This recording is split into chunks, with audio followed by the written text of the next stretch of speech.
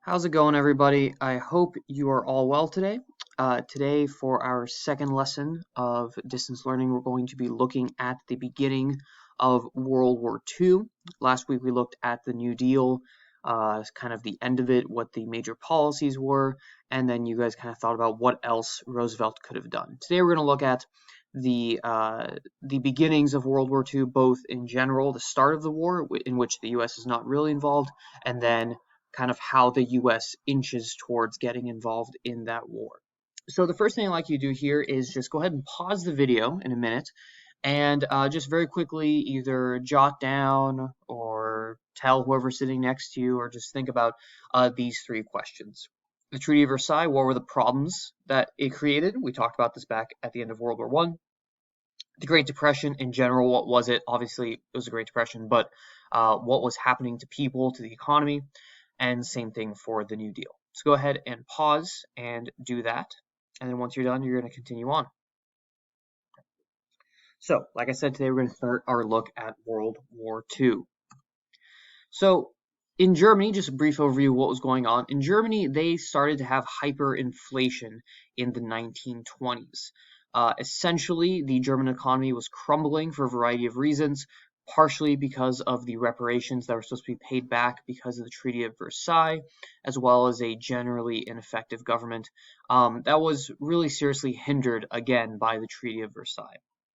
So as we see here, the inflation rate in 1914, a German 4.2 German marks equaled $1. That started to creep up. 1919, end of the war, it's up to 14, not too bad. By 1921, it's 76. By August of 23, it's 4 million.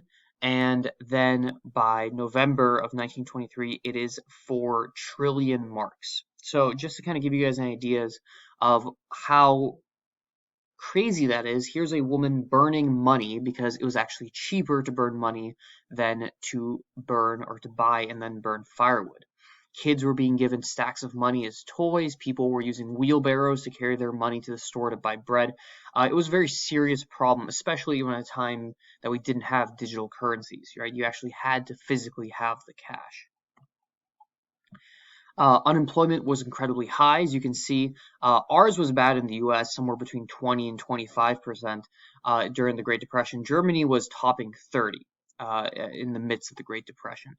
Again, people didn't have money. The economy was very slow. A lot of soldiers who came back from World War I were shunned by society. They were viewed as losers, essentially, since Germany lost the war. Many also didn't have the ability to actually work. They were injured. We see here this picture of a man who lost his leg in the war, having resorted to begging on the street.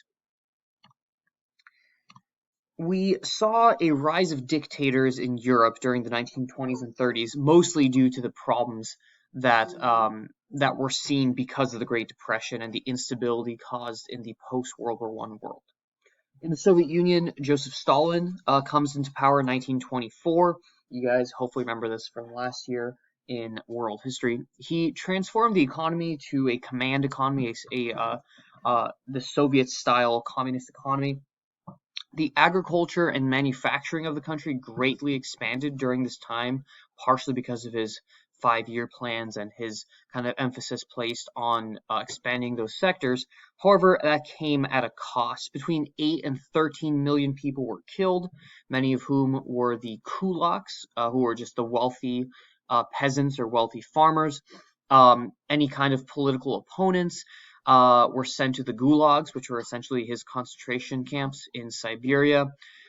He also killed off many members of the military who could have potentially challenged him, which, as we'll see, would end up definitely hindering the Soviet Union in the actual war. In Italy, we have Benito Mussolini, who came to power in 1925. And to some extent, like Stalin and very similarly to Hitler, he actually had quite a bit of popular support. He did a lot of things that helped the people, like creating a social security system very similar to the one that Roosevelt eventually implemented during the New Deal. Roosevelt was actually kind of inspired by Mussolini's system. He spent a lot of money on infrastructure, improving the roads of Italy, which at the time, especially in the South, were very poor and very far behind those of the North and the rest of the modernized world. Italy was actually kind of slow to industrialize compared to the rest of Europe. And in order to kind of get the people on his side, he promised to restore the glory of the Roman Empire. And so, again, Italy having been sort of late to the imperialist game, he sought to kind of expand the empire as a way to recreating that glory. He used the black shirts, who were his secret police, to enforce his will. Again, like Stalin, he demanded complete loyalty to him and to the state, and so anyone who opposed him, any sort of journalist, academic, labor union leaders, anyone who opposed him was going to be visited by the black shirts. He did eventually capture Ethiopia in 1935. Italy had failed in its first attempt to capture Ethiopia, mostly because it was Italians fighting, and Italians are not known for their fighting prowess. But the second attempt was much more successful.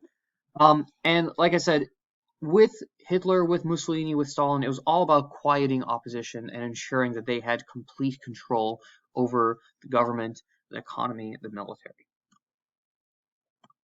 Hitler, he was a World War I veteran.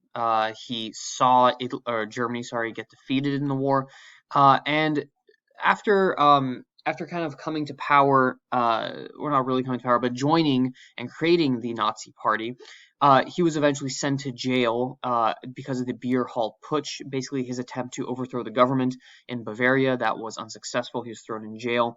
And while in jail, he wrote his book Mein Kampf, which means My Struggle, in which he kind of outlined his ideology about how Germany was backstabbed by the Jews and politicians in World War I, how there was this Aryan master race that he was going to help kind of support if he came to power, basically outlined his major ideology.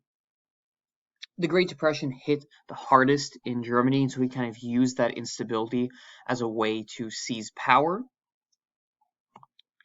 And eventually, once he did seize power in 1933, again, essentially legally, not 100%, but he was in a sense, appointed Chancellor of Germany. He gained power and established what he called the Third Reich. And actually, in 1933, when he became prime minister, he was actually chosen to be Time Magazine's Man of the Year.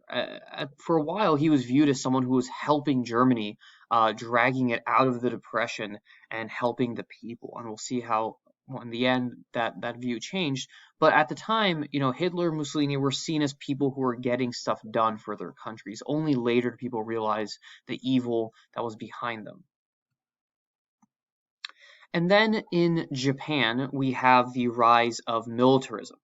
So the Japanese didn't have a single dictator that came to power, but instead they kind of built upon the Meiji Restoration, which again, hopefully you guys remember from last year. So in the late 1800s, Japan realized that their economy, their industry was far behind that of the West. They saw what was happening to China in the Opium Wars in the mid-1800s.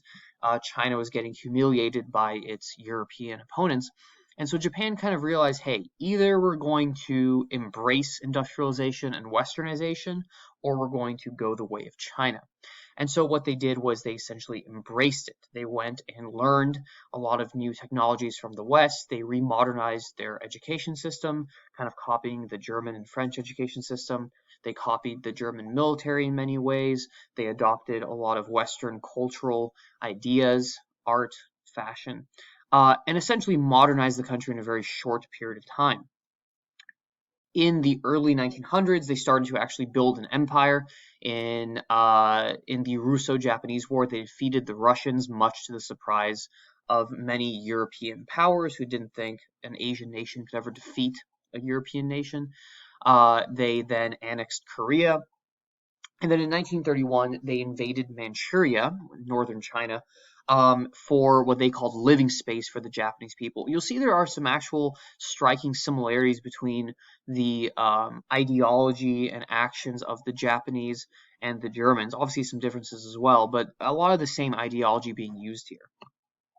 They quit the League of Nations when they were basically told that they couldn't invade China. essentially showing that the League of Nations was not going to be able to slow down the spread of these new dictatorial empires. They then created the Greater East Asia Co-Prosperity Sphere, which, besides being a mouthful, was kind of their version of this kind of pro-Japanese or a central Japanese control over Asia. They basically said, hey, we the Japanese, we make up the Yamato race, which was their version of the Aryan race, or the Aryan race, which was kind of their vision of a greater, superior race. And their idea was that they would go and protect, quote unquote, the rest of Asia from foreign invaders. And again, here we see those similarities between the ideology of the Japanese and that of the Germans. Again, some pretty significant differences, but some similarities as well.